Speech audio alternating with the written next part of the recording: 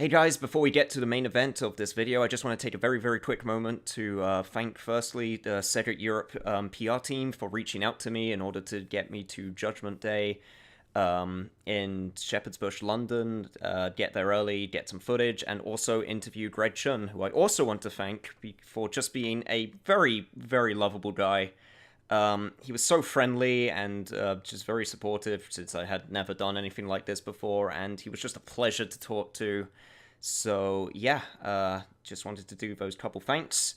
Also, as a precaution, this interview does contain some light gameplay and story spoilers, so just keep that in mind while watching, and I'll be sure to try and put some warnings beforehand just to make sure that you know when to skip if that concerns you. So, without further ado, this is Field Niche, and this is my interview with Greg Chun about Judgment, so enjoy. Thank you. Let's just get this started then. Let's do it. I'm here with Greg Chun, the lead voice actor for the lead of Judgment. You play Takayuki Yagami, if I am correct.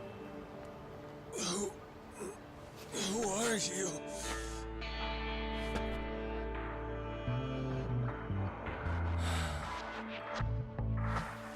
I'm all done. Kaito-san, where's our guy going?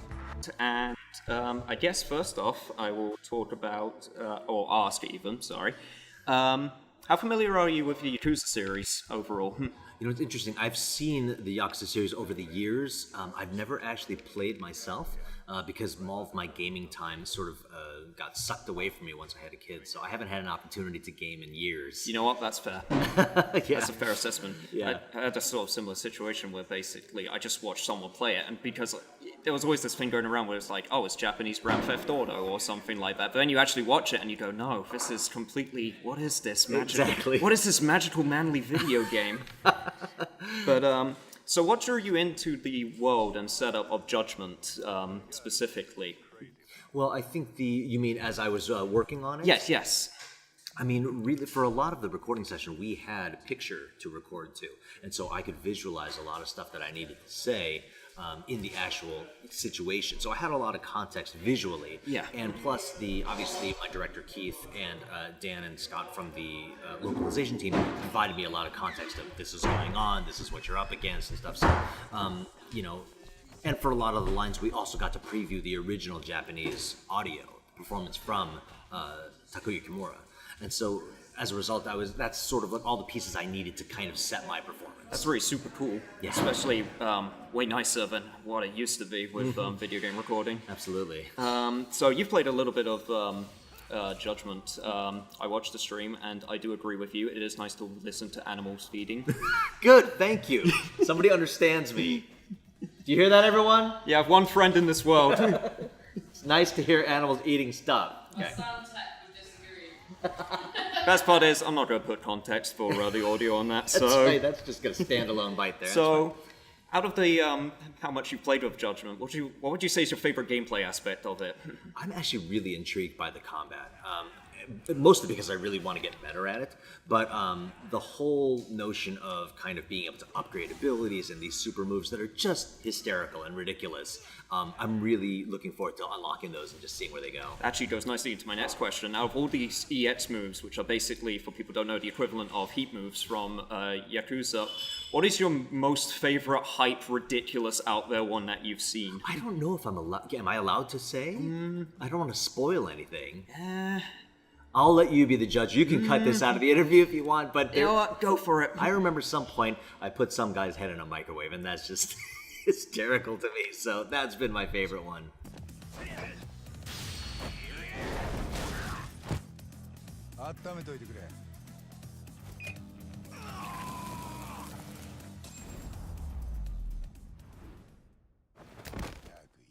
Freaking cook him up. Yeah, exactly. I'm going to try to be as vague as possible with my favorite one, but there's a moment near you can do it in the first chapter of the game, but you team up with someone in particular, and you do like flips over each other as you like kick two dudes in the head. That sounds magical. It is really magical.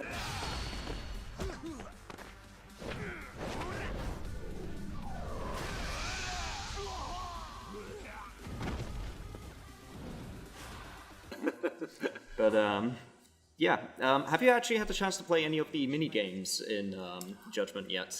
No, but I remember the lines, and I intend to waste a lot of time just doing that, which is super fun for me. I intend to learn to play Mahjong, and that's sort of... I spent so long trying to learn Mahjong. Yeah. I don't know if I'm going to do the claw game, because in real life, that thing is so frustrating to me that I don't know. I don't want to brag too much, but I'm quite known for being able to do that first time. Really? I know. I got images to keep up, man. Now you're truly the subject of my envy. Then I try to play Koi Koi and get very confused with Hanafuda cards. Although once you learn it, it's really fun. I have no doubt. Okay, well, that'll be on my list then. Absolutely. So, what would you say is the aspect or most relatable quality with voicing Takayuki Yagami? I think the thing that I relate to the most is him trying to make the best of a really crap situation. However he got there, what is done, but he's just trying to, keep going and find purpose, and he finds purpose through this case. But I think everybody knows what it feels like to kind of be in a down cycle where things are just not looking so great, and finding a reason to carry on and figure things out, that really lands hard with me. So yeah, that's cool. But when you're going to voice a character, there's obviously a lot of preparation that you have to do. Like some voice sessions can go upwards of hours. What are the motions you would say you would go through when you're preparing for a role? Interestingly enough, Yagami was not a very screamy role. There wasn't a ton of yelling to do. Obviously, there was combat exertions and stuff like that, but it's not like Kaito, who's just yelling at everybody the whole game. Ooh, yeah, it's not just, I guess, just to elaborate a little bit more, I also mean just when you're just trying to get into the character also. Oh, I see. That's something that we have to learn how to do relatively quickly. Because for a lot of video games, you walk in the door, you have no idea what you're working on, and you have no idea what the character is. And they basically give you a picture, they set some lines down in front of you, and they say, okay, let's find a voice. So you need to do it in the order of 5-10 seconds, come up with something. So I think we're very used to very quickly dialing into something in us that is a character or an archetype that we're familiar with, and then you just sort of tweak it with the director until you go, okay, that's set. See, that's way more professional than what I do when I just stare at a character on the screen and come up with a voice within 5 seconds, and then you gotta roll with it.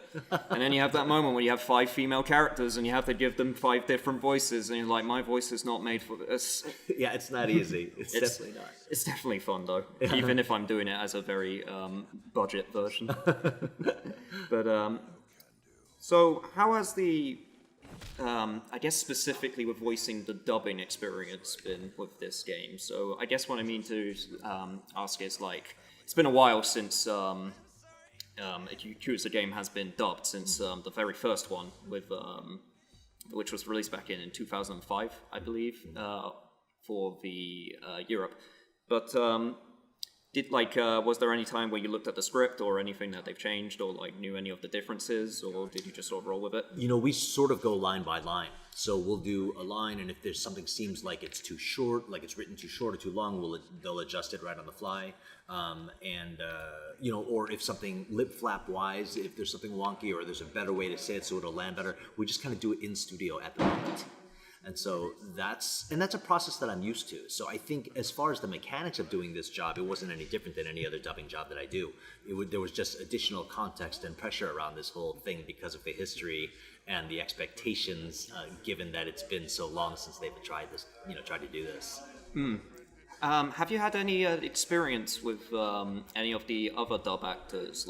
This game has a pretty all-star cast, like Crispin Freeman, Matt Mercer, Yuri Lowenthal, Christina V, Sharami Lay, Robbie Damon, Ray Chase, Steve Bloom. There's a lot. Have you had any interactions with any of them? Oh yeah, I mean we run into each other at the studio because we're in LA working on projects together, and we rarely get to really socialize because honestly, I imagine. Yeah, it's just we're so busy just trying to do our thing. But every once in a while we can get together, have a drink, have a little party. It's great. It's always nice. Yeah. So I know you've been asked this before, but you know what? I'm gonna change it a little bit. Favorite line, but I want it to be weird and I want no context. Okay, again, I don't know if I'm allowed to say this because there is a clear winner to that question. Oh yeah. So if it ends up being a spoiler, please cut it out. But it's Now let's go find that lady's cat. Yes, that is what I play this series for. That's right. So, the lead character Takayuki Yagami, for his Japanese voice and also for his model, he is modeled after the real-life Japanese voice actor Takuya Kimura. So, on a scale of 1 to 10, how hot would you say Kimura is? I think he's pretty darn hot. I mean, I'd give him a solid 9.5. I mean, I gotta give credit to your attempt. Unfortunately, people can't see it, so it's for my eyes only. Oh, but, thank you. Yes, I'll take that. It doesn't quite measure up to a Japanese megastar, but we do our best. That's like 9 out of 10. 9.5. Oh, wow. Pushing it up. All right, I'll take that. Not trying to buttering you up or anything. I have nothing to gain by that. All right, I guess for final question, if you had to convince someone to check out Judgment, what would be the one thing you'd really point them to? What's the one thing I'd really point them to? You know, I think I would just say the story. I think the story is just really intriguing, and it really pulls you in, and it really motivates you to try and figure out what the heck is going on. Obviously, the gameplay is really fun and exciting, but I would say the story is really what people should enjoy with this thing. So a good old Ryoga Gotoku story. Exactly. Full of drama, suspense, twists, turns, stupid. And a sense of humor. Sense and, of humor. Little silly moments that come out of nowhere. It's just so much fun. Good old juxtaposition. Yep. Yes, I do know what that word means. Anyway, but no, thank you very much. Absolutely, Karen. It's a pleasure. Thank you. Yeah. Shintani-sensei out for the night? I can't keep track of that boy. I'm sure you're happy, though. You don't have to deal with him. Huh?